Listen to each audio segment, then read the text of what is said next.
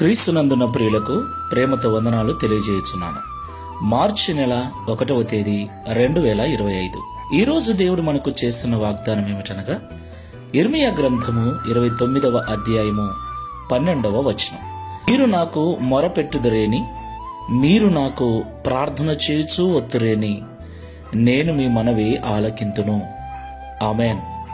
నా ప్రియమైన సహోదరి సహోదరులారా, మనం ఆరాధిస్తున్న దేవుడు మన మొర వినేవాడు. మనం ఎట్టి బాధలలో ఉన్నామో, ఎట్టి సమస్యలలో ఉన్నామో, వాటన్నిటినీ మనము దేవునికి చెప్పినప్పుడు ఆయన ఆలకించేవాడై ఉన్నాడు. మనం ఆరాధించే దేవుడు మనకు సమస్తాన్ని అనుగ్రహించినవాడు. బైబిల్ ఇలాగున సెలవిస్తుంది, కన్నులిచ్చిన వాడు కానకుండునా, చెవులిచ్చిన దేవుడు వినకుండునా అని. దేవునికి మహిమ కలుగును గాక. అవును ప్రియులారా, మనము ప్రార్థన చేసినప్పుడు, మనము మనవి చేసినప్పుడు దేవుడు ఖచ్చితంగా వింటాడు. అయితే మనము ప్రార్థన చేసినప్పుడు ఆ ప్రార్థనకు జవాబు త్వరగా రాకపోవటం చూసి దేవుడు వినలేదేమో అనుకుంటాం. నా ప్రియ సహోదరి సహోదరులారా, ఆయన ఖచ్చితంగా వింటాడు. మరి మన ప్రార్థనకు జవాబు ఎందుకు ఆలస్యం అవుతుంది? 1, దేవుడు మనం అడిగిన వాటికంటే, ఊహించిన వాటికంటే అధికముగా మన జీవితంలో చేయటానికి. 2, మనకు విధేయతను నేర్పించటానికి, మనకు సహనమును ఓపికను నేర్పించటానికి. నిరీక్షణ కలిగిన మనస్సు మనం కలిగి జీవించాలని దేవుడు ఆలస్యము చేస్తూ ఉంటాడు. ఆయన ఆలస్యం చేశాడని మనము ప్రార్థన మానివేయకూడదు సుమా. ఖచ్చితంగా ప్రతిదినం ప్రార్థిస్తూ ఉండాలి.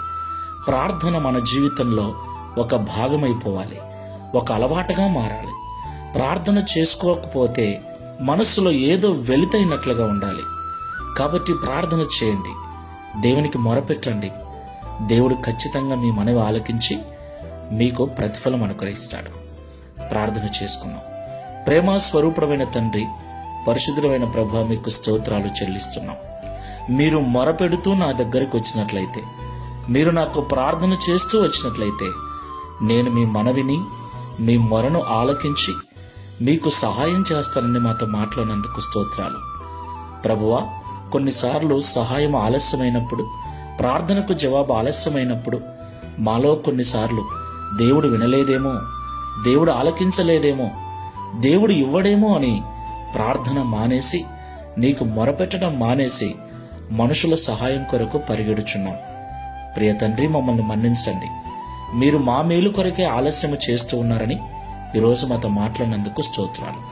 ఈ ప్రార్థనలో ఏకీవిస్తున్న మేమందరము కూడా ఇక ఎన్నటికీ ప్రార్థన ఆపకుండా, ప్రార్థనను మా జీవితంలో ఒక భాగముగా కలిగి, అలవాటుగా కలిగి, నీ సన్నిధిలో నిత్యము ప్రార్థిస్తూ మొరపెట్టే అనుభవం అనుగ్రహించమని, తద్వారా ఈ దిన వాగ్దానం మా అందరి జీవితాలు నెరవేర్చి, గడిచిన మాసమంతయు కాపాడిన మీ కృపను ఈ మార్చి మాసమంతా కూడా తోడుగా ఉంచి నడిపించమని యేసు నామములో ప్రార్థిస్తున్నాము తండ్రి.